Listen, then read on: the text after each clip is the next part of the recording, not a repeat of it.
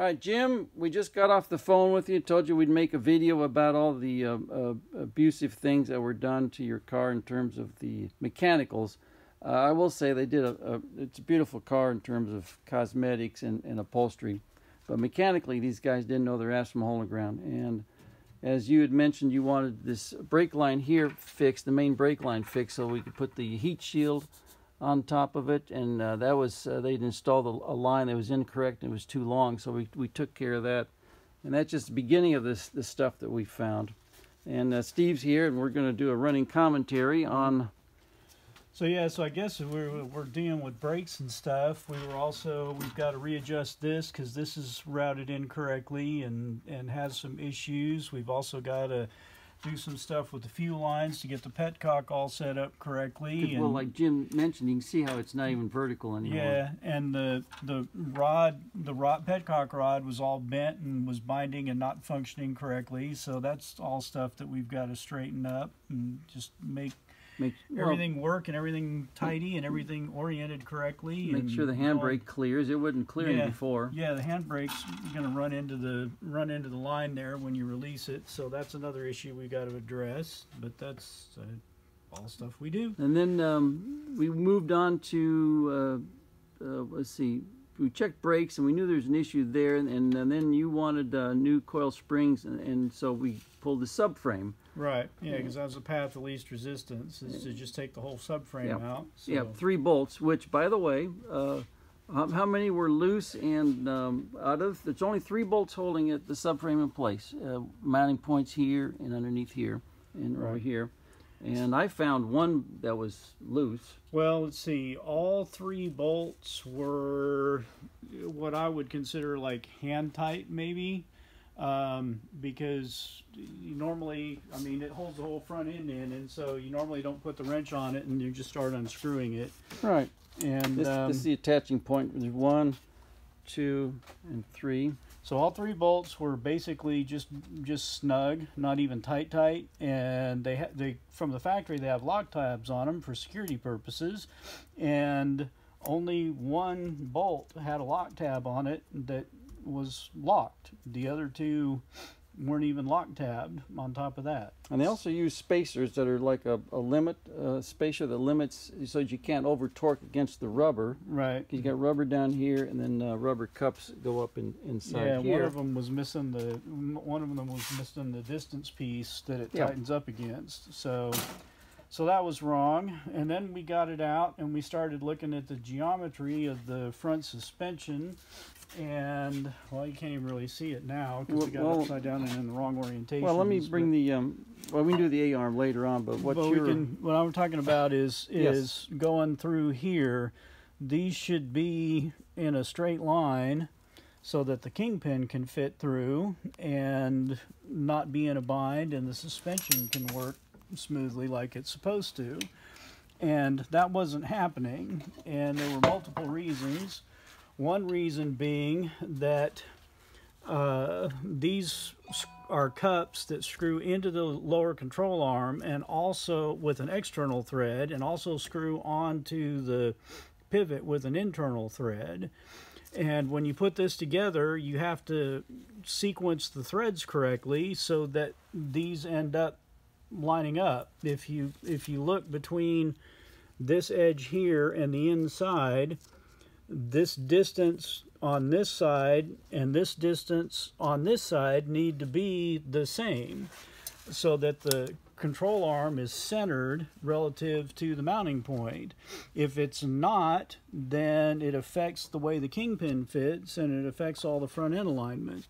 Well, you can see that it's in a straight alignment now, but it wasn't when we started because these were assembled incorrectly and not centered. And you also found that these were half of these were barely tight. I mean, just unscrew them by hand, and one of them was seriously cross-threaded and bound up. The other thing that we found is these were barely tight, and this bolt hole here was stripped out, and the bolt itself seriously boogered. So we had to drill that out and put a thread insert in there, and we've got to special order a new bolt because it's a special shouldered bolt to keep everything in alignment. So we're getting that fixed. Also, they had these full of Lubriplate, which is... Yeah, Lubriplate is a lightweight lithium grease that's designed to lubricate plastic gears. Yeah. And it's not a suspension lube. So we've got that fixed. We also found, you see these missing holes here, they had used bolts in place of the studs. Well, the worst was they were countersunk Allen. Yeah, and so this is what's supposed to be here is press-in studs. Special press-in studs. There were two there. We got two that we've pressed in, and we've made this side correct. See, they got serrations in here, inside here. It's like the same thing as like a wheel stud going into a hub to mount your front wheels. But they had the wrong hardware in there, and it was under the spring, and it was a nightmare getting that apart because it's supposed to be captive, so you can unscrew it from the bottom, not from the top. So we got that going, which brings us to, you notice there's no control arm on this side, upper control arm on this side, and that's because when I started taking it apart, it was this control arm here. See, this is the real pretty one that came off your car, which looks, cosmetically it's beautiful, except it's screwed up. Yeah, this is the one that had the cross-threaded cap in it. And also, if you come over here and look, see how these, let me put this on the brown paper so it's got better contrast. See how this isn't actually touching?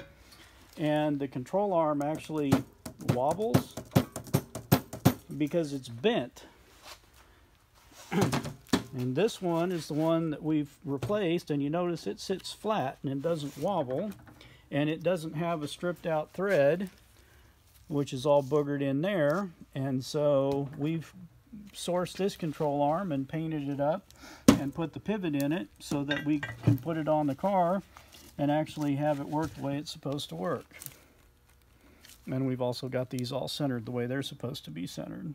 And you can see what's left of your machinist bluing over there as you tried to figure out where the boogerness was. Yeah, this is the stripped out side right here. You see the bluing in there. Yeah. We tried to salvage and find out what's going on, but that was just, this is just too tweaked. So we got you.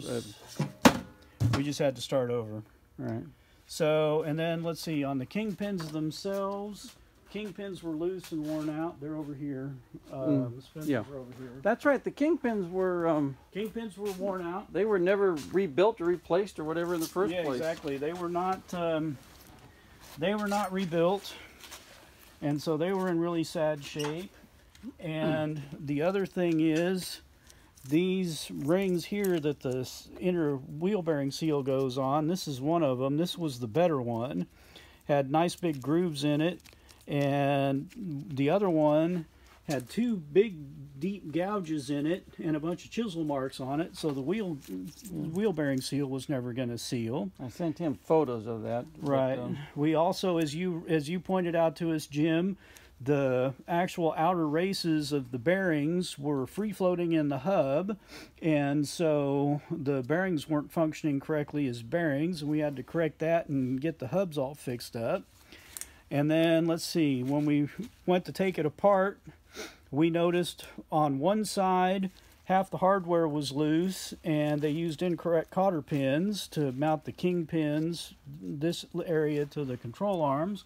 On the other side, it was actually put together mostly correctly with correct cotter pins, but where the wheel cylinders bolt to the backing plate on both sides, there was one bolt missing on each wheel cylinder, and the other bolts were finger tight.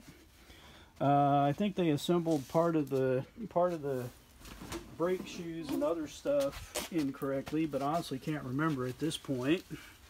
Yeah, we've just found all kinds of unsatisfactory and incorrect stuff. Overall, they had no fundamental knowledge or idea of what they were doing, or didn't care, or something. But in the end result was, it's a good thing we're doing this, taking care of this for you. Yeah. So we're just, yeah. Well, I can't remember what else. We'd already rebuilt the steering box because it was wonky.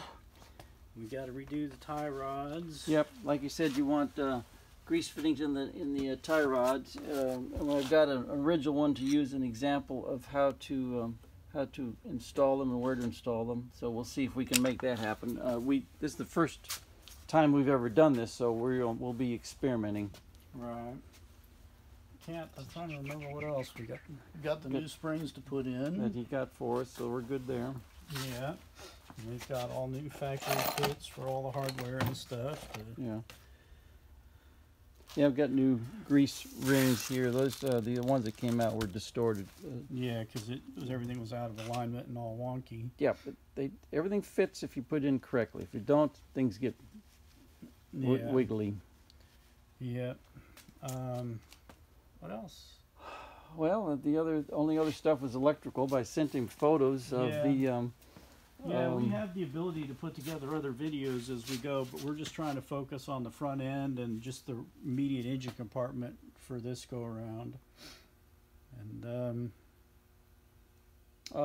wheel bearings. That's right. You found that the wheel bearings had old grease with new grease packed on top of it. Yeah, that's right. Yeah, when I took the hubs apart and got the seals out, the inside of the hub was full of the old dead grease. Yeah, well, but the wheel bearing itself had fresh grease in it. Yeah, there's one of them right there. You can see the green is the new modern grease, but the hubs had the old black waxy stuff in them. Yeah, with all kinds of grit and grunge and nastiness, and also the grease shield, metal grease shield that goes underneath the seal was missing on both hubs, and so we've got to get new ones of those because that helps retain the bearing and also distances the seal correctly, and also acts as a deflector to keep the wheel bearing grease away from the seal, so the seal has an easier job sealing. Here's one of your kingpins, and you can see that thing that was ancient and old. It had not been apart for years. Yeah, and you see the old grease and everything. Yeah. So, and I think there was actually some lubriplate inside the center of the. Yeah. And you can also, let's see, is it this one? Yeah, you can see.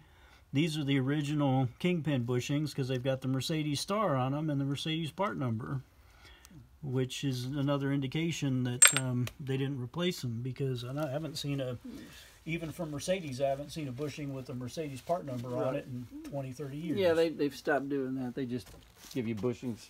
Yeah. They can't take care to mark them anymore. These are the parts here that had the incorrect cotter pins in them.